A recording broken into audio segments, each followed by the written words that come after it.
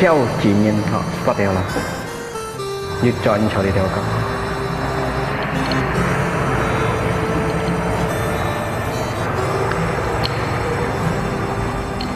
anh khu hết trái kampung tu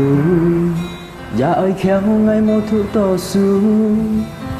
mũi puja tiêm vụ khá li khu ôi chút muốn mò pan theo ho sắm khu kampung cái lu chẳng miền nai chút đau phú theo dịp sim tắp to nai chim cung cho chim tàu pan giá cò tầm thay cái lu dung teo hành teo mò cho cha nhìn hé mò nai ho như chi với nhong cổ siêu kêu ăn ho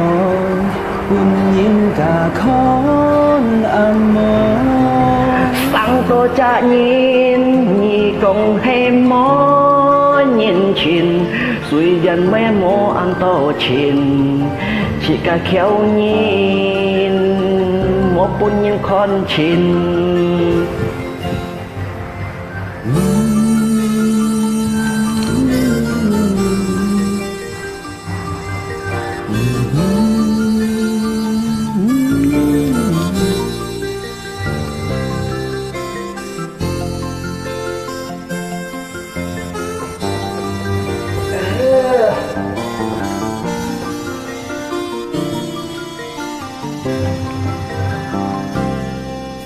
anh cũng hết trái kampung tu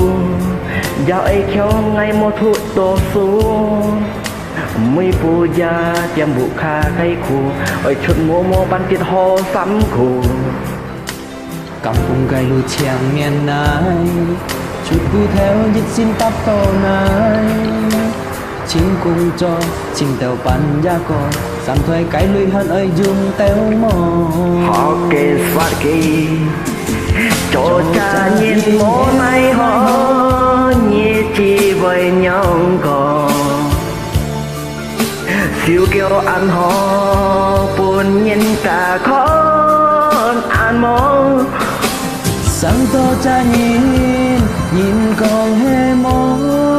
nhìn chi suy gian với ăn to chỉ cả khéo nhìn một quân nhiên con chi cho cha nhìn mô mai này họ nhị chi với nhau có siêu kêu ăn họ buồn nhìn cả con ăn mó sáng to cha nhìn con hé mó nhìn chi suy gian với ăn to chỉ cả khéo nhìn một quân nhiên con chi